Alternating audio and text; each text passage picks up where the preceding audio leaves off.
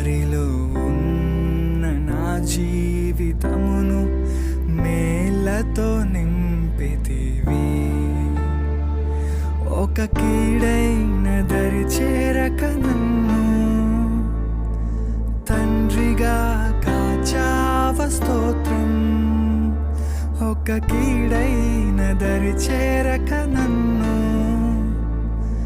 తండ్రిగా కాచావ స్తోత్రం.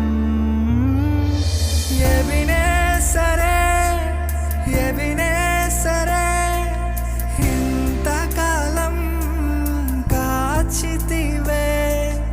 ఎబినేసరే ఎబినేసరే నా తోడువై నడచితివే. స్తోత్రం స్తోత్రం స్తోత్రం. దేవునికి స్తోత్రం. దేవుని యొక్క మహాకృపను బట్టి మరి గత ఆదివారం నుండి ఆదివారం వరకు దేవుని యొక్క రెక్కల నీడలో భద్రతపరిచి మనల్ని దేవుడు కాచి కాపాడి దేవుడి సన్నిధానానికి తీసుకొచ్చిన దేవుని మహిమ కలుగును గాక. అయితే ఈరోజు వాక్యము దేవుడు మనతో మాట్లాడుతున్నది. కొన్ని మాటలు చూసుకుందాం. మరి ఇర్మియా 32:27 నుండి కొన్ని మాటలు మనం చదువుకుందాం. ఇర్మియా 32:27లో కొన్ని మాటలు మనకు కనబడుతున్నాయి. నేను యెహోవాను, సర్వశరీరులకు దేవుడను, నాకు అసాధ్యమైనది ఏదైనా ఉండునా అంటున్నాడు దేవుడు. నేను యెహోవాను, సర్వశరీరులను మరి నేను కాపాడేవాడును, రక్షించేవాడును. కాబట్టి సర్వశరీరులు నాకు తెలుసు. కాబట్టి నాకు అసాధ్యమైనది ఏదైనా ఉండునా అని దేవుడు అడుగుతున్నాడు. మనుషులకి అసాధ్యము దేవునికి, మనుషులకు అసాధ్యం దేవునికి సమస్తమును సాధ్యం. ఆయన దేవుడు ఏదైనా చేయగలిగిన సమర్థుడు ఆయన. మనం ఒక్కొక్కసారి చేయలేరు. దేవుడే మనం ఎన్నంటుండి ఒక్కొక్క కార్యక్రమాలైనా ఏవైనా దేవుడు జరిపించేవాడు. అందుకే వాక్యం సెలవిస్తున్నట్లుగా ఈ రోజు మనతో దేవుడు మాట్లాడుతున్నాడు. నేను యెహోవాను, సర్వ శరీరులకు దేవుడను అన్నాడు. ఒక్కరికి అన్నాడా? ఒక శరీరానికి అన్నాడా? లేకపోతే ఒక భక్తి పరుడికి అన్నాడా? లేకపోతే ఒక గొప్ప బిషప్ గారికి అన్నాడా? లేకపోతే ఒక గొప్ప దైవజనులకి అన్నాడా? లేకపోతే గొప్ప విశ్వాసకే అన్నాడా దేవుడు? కాదు. లేకపోతే ఒక చిన్న బిడ్డడికి అన్నాడా దేవుడు? అందరికీ, సర్వ శరీరులకు ఎవరు? దేవుడై ఉన్నాడు. ఎందుకంటే సర్వ శరీరులు కూడా ఆయన సృష్టించిన వాడు, నిర్మాణకుడు, సృష్టికర్త. మరి మరి అనేకమైన విధాలుగా భూమి మీద నరులను పంపించిన దేవుడు, ఆయన సృజించిన దేవుడు, మన తండ్రి, మన సృష్టికర్త ఆయన. కాబట్టి వాక్యం సెలవిస్తుంది, నేను యెహోవాను, సర్వశరీరులకు నేను దేవుడని అంటున్నాడు దేవుడు. నాకు అసాధ్యమైనది ఏదైనా ఉందా? మనం అనుకుంటాం ఒక్కొక్కసారి, సర్వశరీరులకు నా దేవుడు ఉన్నాడు, నాకు భయం లేదు, దిగులు లేదు, నా దేవుడికి సమస్తమును సాధ్యమే. ధైర్యపడి మనము ఆత్మీయ జీవితంలో ఉన్నవారు, దైవత్వంలో ఉన్నవారు, ఉపవాస ప్రార్థనలో గడిపేవారు, దేవుడే నా పక్షాన్ని ఉన్నాడని ధైర్యంగా మనం ముందుకు వెళ్ళిపోతాం. చాలా మంది అనుకుంటారు, నువ్వు ఒక్కరితో ఎంత ధైర్యమా, నువ్వు ఒక్కరితో ఎంత ధైర్యంగా అది చేయగలవా, నువ్వు ఒక్కరితో నీకు ఎంత ధైర్యమమ్మా అన్నోళ్ళు, నీకు ఎంత ధైర్యం అయ్యా అన్నోళ్ళు ఉంటారు. కానీ వారికి కనిపించింది మనం ఒక్కరమే. మనలో ఉన్నవారు ఎవరు? దేవుడైన యెహోవా. ఆయన కుమారుని మన కొరకు ఈ లోకానికి పంపించాడు. యేసుక్రీస్తు గారి యొక్క శక్తి ద్వారా మనం ఏదైనా చేసి దేవుని నామాన్ని మహింపరిచేటట్టుగా దేవుడు చేస్తాడు. దేవుడికి అసాధ్యమైనది ఏదైనా ఉందా అని వాక్యం సెలవిస్తుంది. మన దేవుడికి అసాధ్యమైనది ఏది లేదు. ఆయనకి సమస్తము సాధ్యము. నరులకు మటుగా అసాధ్యాలే కదా, దేవుడికి మటుగా సాధ్యమే. కాబట్టి మరి దేవుడు అన్నీ కూడా, అసాధ్యమైనది కూడా అతనికి లేదు, సమస్తం ఆయనకి సాధ్యము. కాబట్టి దేవుని పిల్లలుగా మరి సర్వ శరీరులకు దేవుడు అన్నాడు. ఒక ధనవంతులకి, ఒక గొప్ప పేరున్న వారికే కాదు, సర్వ శరీరులు కూడా ఆయన నిర్మిస్తేనని. కాబట్టి అందరికీ దేవుడినై ఉన్నానని దేవుడు వాక్యం సెలవిస్తుంది. చిన్న పల్లవి పాడుకుందా. నీకు సాధ్యం, అన్నీ సాధ్యం, నీకు సాధ్యం. వద్దు చాపలు పట్టుకోండి. అన్నీ సాధ్యం, అసాధ్యమైనది ఏమీ లేదు, నీకు అసాధ్యమైనది ఏమీ లేదు, నీ నామమున అన్నీ సాధ్యం, అన్నీ సాధ్యమే, నీ సన్నిధిలో అన్నీ సాధ్యం, అన్నీ సాధ్యమే. దేవుడికి అన్నీ సాధ్యమే సాధ్యమే సాధ్యమే, అసాధ్యమైన దానికి ఏమీ లేదు. వాక్యం చదువుతుంటుండగా మరి అటు దేవుని మనం కలిగి ఉన్నాం కాబట్టి సర్వ శరీరంలోకి ఆయన దేవుడు. మనమైతే ఒక కుటుంబానికి, లేకపోతే మనమైతే మన బిడ్డలకి, మనమైతే మరి మన రక్త సంబంధులకే మనము చుట్టరకం బందరకం, కానీ దేవుడు అందరికీ తండ్రి, అందరికీ దేవుడు. మన దేవుడు కలిగిన వారు అందరం కూడా దేవుని బిడ్డలము. మనందరికీ ఆయన ఒక్కడే దేవుడు.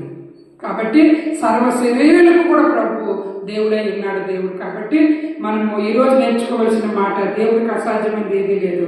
సర్వ శరీరులకు ఆయన దేవుడై ఉన్నాడు. సంఖ్యాకాండం 16:24-21 మాట కనబడుతుంది. క్షణంలోనే నేను వారిని కాల్చివేదనని మోషే అహరోనులతో చెప్పగా, దేవుడు చెప్తున్నాడు. కోరాహు కుమారులు, అక్కడ కనిపిస్తున్న వారందరూ కూడా, కొంతమంది లేవీయులు ఉన్న వారందరూ కూడా ఏమంటున్నారంటే, మరి యాజకత్వం కొరకు ఆతృత పడుతున్నారు, అధికారుల కొరకు ఆతృత పడుతున్నారు, ఘనంగా ఉండాలని ఆతృత పడుతున్నారు. దేవుడికి మరి సమస్తము తెలుసు. దేవుడు ఎవరిని ఎన్నుకుంటాడో, ఎవరిని దేవుడు ఏర్పాటు చేసుకుంటాడో వారే దేవుడి పని నిమిత్తము దేవుడు నడిపించుకుంటాడు. కాబట్టి ఎవరు ఆతృత పడినా మరి దేవుడికి విరోధమైన పనులు చేసి ఆతృత పడితే దేవుడికి నచ్చదు. కాబట్టి మరి వారు ఎంతగానో ఆతృత పడినప్పుడు ఒక మాట అంటున్నాడు. ఏమంటున్నాడంటే మోషే అహరోనులతోటి చెప్తున్నాడు. అక్కడ చదువుకున్న మాట, క్షణంలో నేను వారిని కాల్చివేసినని మోషే అహరోనులతో చెప్పగా, వారు సాగిపడి సమస్త శరీరాత్మలకు దేవుడు అయిన దేవా, ఈ ఒక్కడు పాపము చేసినందున ఈ సమస్త జన్మల మీద నీవు కోపపడదువా అని వేడుకోలేవి. ఎవరెవరు వేడుకున్నారు? మోషే అహరోనులు. ఈ ఒక్క అతను చేసిన పాపాన్ని బట్టి సమస్త మనుష్యాత్మల మీద నీవు కోపం తెచ్చుకుంటావా రిక్వెస్ట్ చేస్తున్నారు. దేవుడికి కోపం వచ్చింది. ఎవరు దోపార్తలు పట్టుకొని రండి అన్నారు. కొన్ని గుంపులు వచ్చాయి. కొన్ని గుంపులు వచ్చి అక్కడ నిలబడ్డాయి.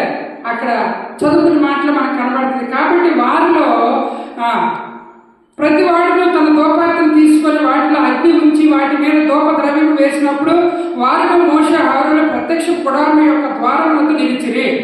కోరాహు ప్రత్యక్ష గుడారం యొక్క ద్వారం వద్ద సర్వ సమాజమును వారితో విరోధముగా పోగు చేయగా యెహోవా మహిమ సర్వ సమాజమునకును కనబడింది. అప్పుడు యెహోవా, మీరు ఈ సమాజంలో నుండి అవతలకి వెళ్ళండి, క్షణంలో నేను వారిని కాల్చివేదనని మోషే అహరోనులతో చెప్పగా, వారు సాగిపడి సమస్త శరీరాత్మలకు దేవుడు అయిన దేవా, ఈ ఒక్కడు పాపము చేసినందున ఈ సమస్త సమాజం మీద నీవు కోపపడతావా అని వేడుకోలేది.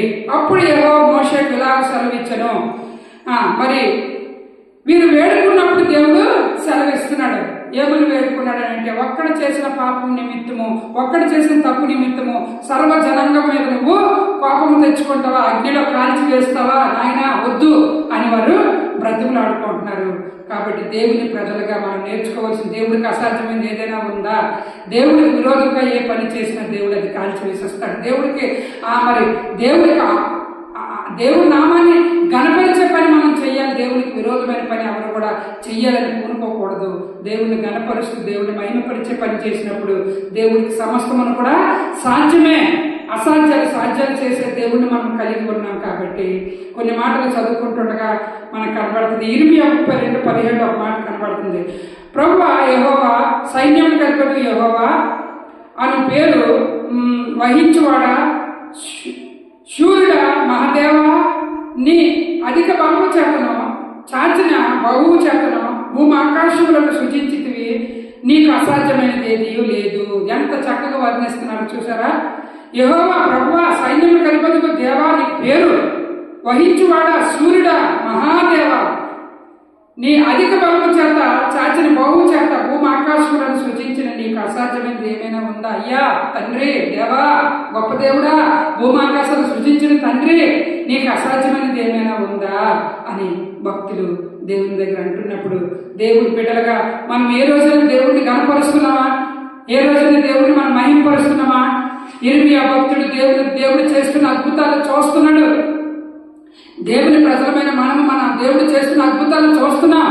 మనం ఏ రోజైనా దేవా, తండ్రి, ప్రభువా, యెహోవా, సైన్యం అధిపతులు దేవా, మహాదేవ శివుడా, మరి నీ అధిక బలము చేత చాచిన బహువు చేత భూమి ఆకాశాలను సృజించిన తండ్రి, నీకు అసాధ్యమైనది ఏదీ లేదు నాయన, నీకు సమస్తము సాధ్యమే, నీకు సమస్తము సాధ్యమే అని చెప్పి దేవుణ్ణి గణపరుస్తున్నారు. నీ పట్ల, నా పట్ల, మన పట్ల దేవుడు ఘనమైన కార్యాలు చేస్తున్నప్పుడు మనం ఏ రోజైనా దేవుడు గణపరుస్తున్నామా?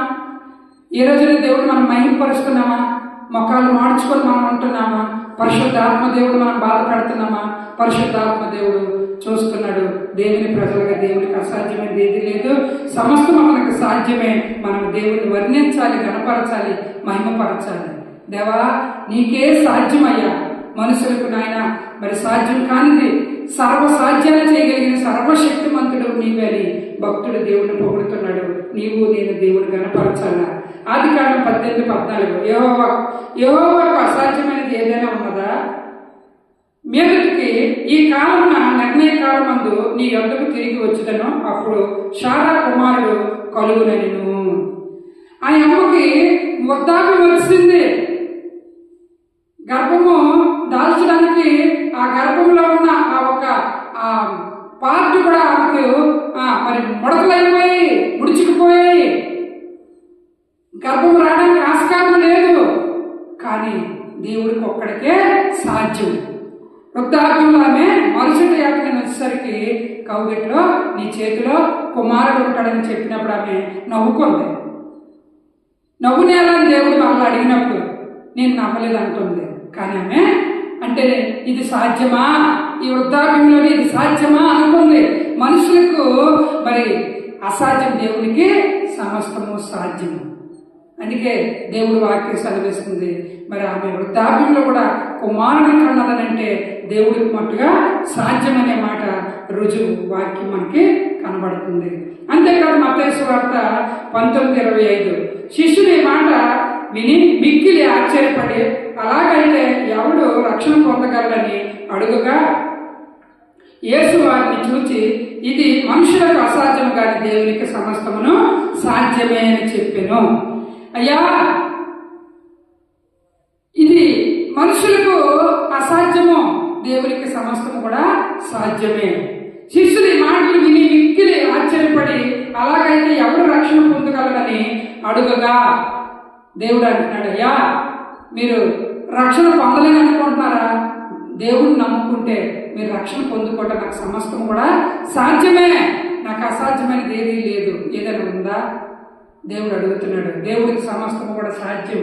ఆయన ఏదైనా చేయగలిగిన సమర్థన మనం కలిగి ఉన్నాం కాబట్టి దేవుని ప్రజలుగా దేవుడు చేస్తున్న అద్భుతాలను చూసి మనము దేవుని మహిమపరచాలా. యేసు వారిని చూసి ఇది మనుషులకు అసాధ్యమే కానీ దేవునికి సమస్తమును సాధ్యమే. వైద్యులు అంటారు ఈ పని జరగదు, ఇలాగా అవ్వదు, ఇది కష్టం, ఏదేమో చెప్తారు. బలహీనంగా ఉన్నవారు బ్రతకడం కష్టం, ఒకవేళ ఆస్కారం లేకపోతే అది కలగదు, కష్టం, ఇవన్నీ చెప్తారు. కానీ దేవుడికి అసాధ్యమైనది ఏదీ లేదు. ఎందుకంటే ఆయన సృష్టికర్త, నిర్మాణకుడు, మనిషిని దేవుడు సృష్టించి లోకానికి పంపించిన దేవుడు కాబట్టి ఆయనకి ఇప్పుడు చూడండి మనం ఉన్నాం. ఈ యొక్క సెల్ ఫోను, ఈ సెల్ ఫోన్ నాదే, నేను ఒక 5 సంవత్సరాల నుండి వాడుతున్నాను. ఈ 5 సంవత్సరాల నుండి వాడుతున్నది నా సెల్ ఫోన్లో ఉన్న ఫోన్పే నెంబర్ నాకే తెలుసు, నీకు తెలీదు, నీకు తెలీదు, నీకు తెలియదు. వాడుతున్నాను కాబట్టి అది నాకు 5 సంవత్సరాల నుండి నా చేతిలో ఉంది కాబట్టి ఫోన్పే డైలీ నేను చేస్తున్నాను కాబట్టి ఆ ఫోన్పే నెంబర్, సీక్రెట్ నెంబర్ అది నాకే తెలుసు. ఆ నెంబరు నేను తప్ప మరొకరికి ఎవరికి ఇచ్చినా ఎంత అమౌంట్ ఉన్నా వారు ఎంత ట్రై చేసినా అది వెళ్తారు. ట్రై చేస్తారు. అలాగే వైద్యులు కూడా ట్రై చేస్తుంటారు. కానీ సృష్టికర్త అయిన ఆయన చేతిలో ఉన్న మనము, ఆయన నిర్మించుకున్న మనము, ఆయనకే తెలుసును ఎక్కడ ఏ పార్ట్ బాగోలేదు, ఎక్కడ ఏ పార్ట్ అవసరమో, ఎక్కడ ఏ పార్ట్ దేవుని నామాన్ని మహిమపరచాలో సమస్తము కూడా ఆయనకు తెలుసు. కాబట్టి తయారు చేసిన ఆయన చేతులతో ఆయన సమస్తాన్ని సాధ్యం చేసి ఏదైనా చేయగలిగిన దేవుడు. మనుషులకు, వైద్యులకు మరి అది సాధ్యం కాదు, కుదరదు. కానీ దేవుడికి ఒక్కడికే సాధ్యం. కాబట్టి ఈ సెల్ ఫోన్ విషయంలో చూసుకుంటే, అలాగే ఈ బైబిల్ విషయంలో చూసుకుంటే, బైబిల్ నాదే, నీ బైబిల్ నీదే, నీ బైబిల్ నీదే. కానీ జిప్పు తీసినప్పుడు ఈ బైబిల్లో కొన్ని రిఫరెన్స్లకు మనము కొన్ని పేపర్స్ పెట్టుకుంటాం, కొంత డబ్బులు పెడతాం కానుకలువి. అయితే ఈ బైబిల్ మనం తీయగానే ఆ రిఫరెన్స్ తాలూకా పేపరు ఎవరు రాసుకున్నా వారికే తెలుస్తుంది. కొంతమంది చేతిలోకి వెళ్ళినప్పుడు పలానా దగ్గర నేను పలానా రిఫరెన్స్ పెట్టాను తీయవమ్మ అన్నప్పుడు వాళ్ళు సతమతం అయిపోతారు. అలాగే సృష్టికర్త మనల్ని తయారు చేసుకున్నాడు. ఏది అవసరమో, ఏది కావాలో, ఏది బలహీనంగా ఉందో, ఏది దేవుడు బలపరచాలో, ఆయన చేతులతో ఏది మరి బాగు చెయ్యాలో అది వైద్యుల నిమిత్తం మాత్రమే.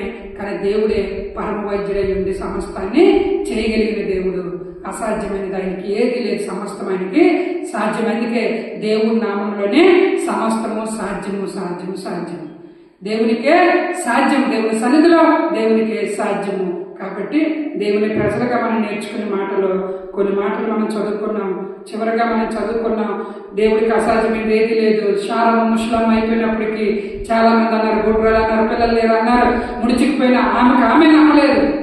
ఆమె నమ్మకపోయినా దేవుడు నమ్మకమైన వాడు, నమ్మదగిన వాడు కాబట్టి ఆమెకు మరుసటి కుమారుని ఇచ్చాడు. దేవుడు గొప్ప అద్భుతం దేవుడు చేశాడు. అలాగే దేవుని ప్రజలు మనం కొన్ని నమ్మం, కానీ దేవుడు చేయగలిగిన సమర్థన మనం ఎన్నంటే ఉంది. నమ్మలేని కూడా నమ్మేటట్లుగా చేయగలిగిన దేవుడు మనం కలిగి ఉన్నాం. కాబట్టి మనము విసుగు వేసారిపోకూడదు. మరి మన ఆత్మీయ జీవితం సమస్యలిపోకూడదు.